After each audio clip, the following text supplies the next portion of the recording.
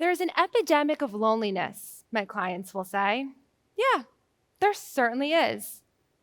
I'll validate them and I'll agree as they recount all of the ways that self-help articles and books suggest making friends. Go to a networking event, take a class, join a meetup group, download an app. This advice is helpful and definitely well-intentioned, but it mostly focuses on group interactions, which can be quite intimidating. Also, what happens when you've tried it all and you still can't seem to make a one-on-one connection? How does one make new friends as an adult?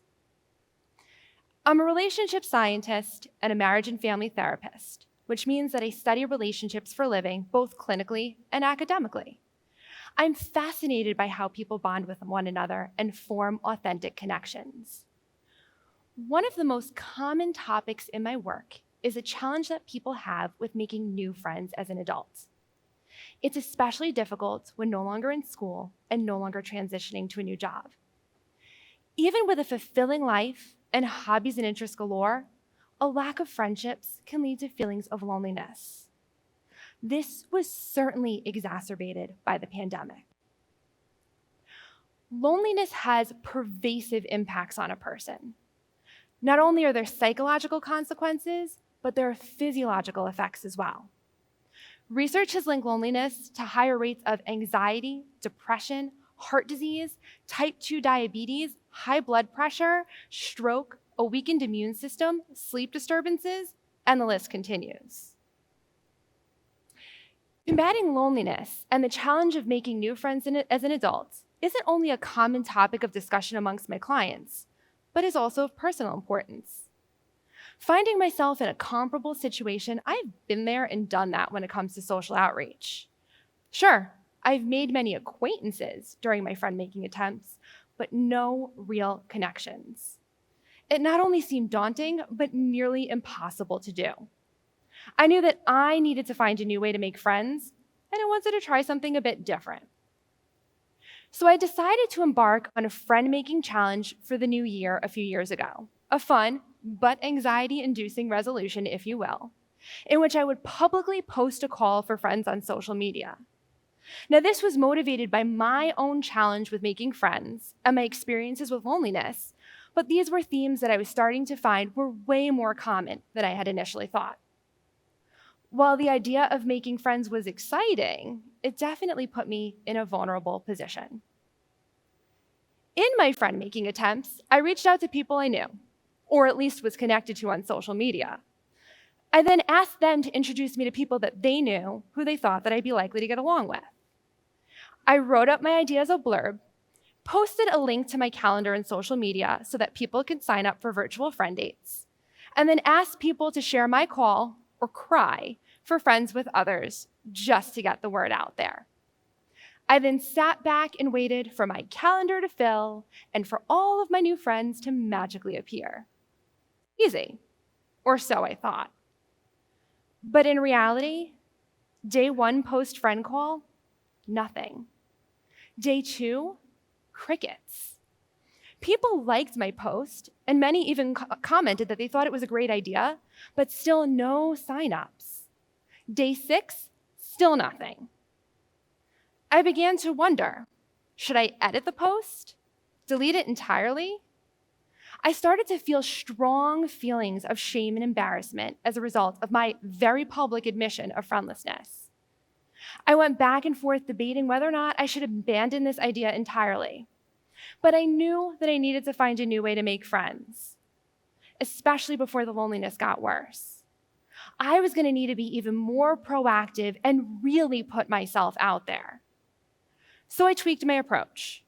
I had my initial goal, which was to go on 1 virtual friend date a day during the month of January. But now I was going to reach out to people individually. Perhaps a personal plea would get people to assist. This would put me in even more of a vulnerable position, as now I would know that the message would be received, but a response may never be returned. Despite my fear, I continued on with the task. I reached out to people I missed, people I was connected to by circumstance and wanted to learn something more about, and people in which the friendships just kind of fizzled over time. I had moments of doubt and insecurity, but this experience unlocked something within me. Leaning on this project as a purpose, I found that I became much more direct in my desire to share, to connect, and in some cases reconnect with others in a more direct way. It was both humbling and empowering at the same time.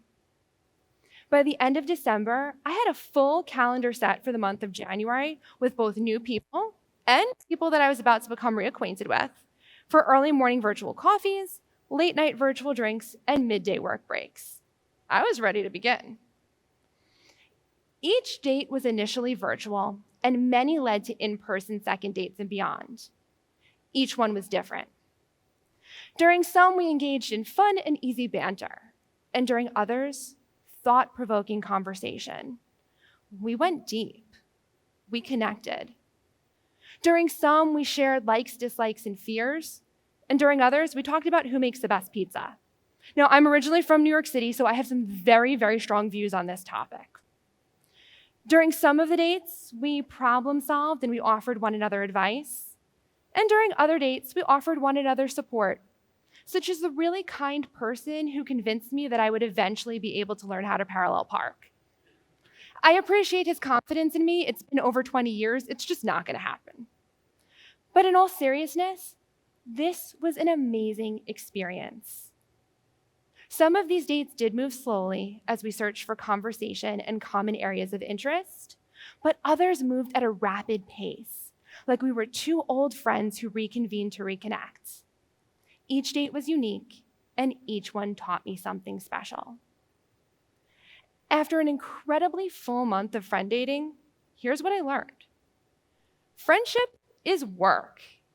Yes, I know that we know this and that you need to put something into a relationship in order to get something out of it, but I mean like actual work.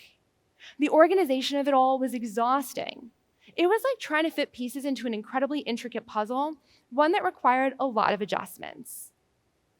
The work was worth it, though, in that I was able to form genuine connections and have continued to see and speak to many of these people today. I'm glad that I stuck with this. I also unfortunately came to find that being stood up is awful, really awful. It's frustrating when a person cancels last minute. It's even more disappointing and quite frankly really sad when a person double books or forgets and just leaves you there by yourself. Yes, I know I had the privilege of logging in from the comfort of my own home, but still, signing onto a video call when no one shows up on the other end made me feel really rejected. To be completely transparent, this entire project almost didn't begin when my day one friend date canceled on me very last minute. So I had to pivot. I took time out to problem solve and fight that all too common tendency to personalize. These things happen, are beyond my control, and are certainly not my fault. I pushed myself out of my comfort zone to reach out to people that I hadn't spoken to in years to see if they wanted to join me for a video date. I didn't ruminate about how reaching out to lost connections made me look.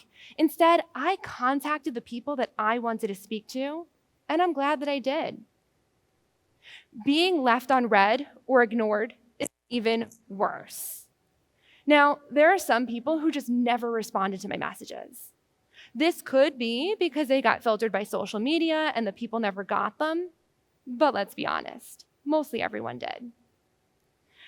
I had to remind myself that just because I wanted to reach out and connect did not mean that they felt the same.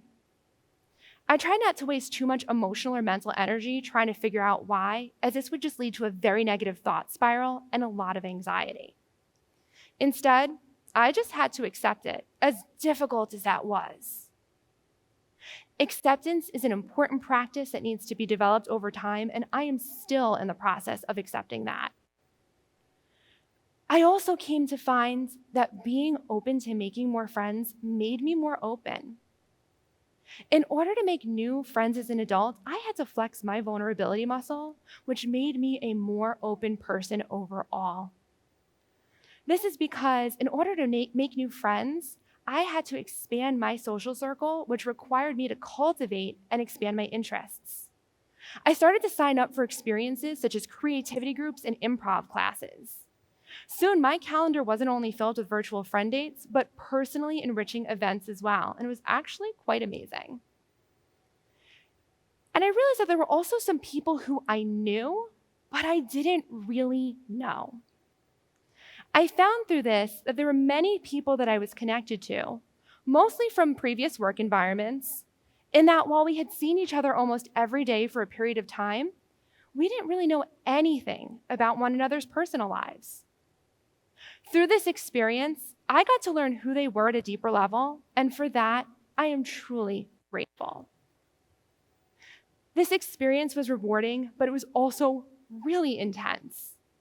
It required me to confront my feelings of loneliness, to put myself out there, and to let my guard down amongst people, many of whom I didn't know. But this also taught me many valuable lessons about friendship overall.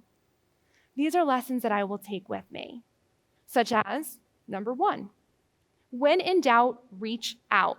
No, you can't predict the type of response you'll receive from others, but at least you'll have left nothing on the table. I was lucky in that I was mostly met by responses such as, "I'm so glad you reached out," and "What an amazing idea." During the date, people discussed their own experiences with loneliness and how difficult it was for them to make friends. They validated my feelings, I validated theirs. They provided me with the reassurance in that I had done the right thing by reaching out, and perhaps I encouraged them to connect with others as well. Number 2, ask questions and actively listen to the answers. By maintaining a level of curiosity, you get to learn who a person is at their core and what makes them tick. This is what fosters a human connection. Don't focus on your pre-planned responses or what it is that you want to say. Instead, truly and actively listen to the person across the table from you and let the connection between the two of you drive that conversation forward. Number 3, develop your relationships both individually and within a group setting. Sure, group settings can be fun, but we don't always get to have those deeper one-on-one conversations where you truly get to learn about who a person is when in the presence of others. Make sure that you nurture those relationships individually as well. Number 4, start with what you have and who you know. Reach out to your existing network to establish connections and challenge yourself to reestablish lost connections.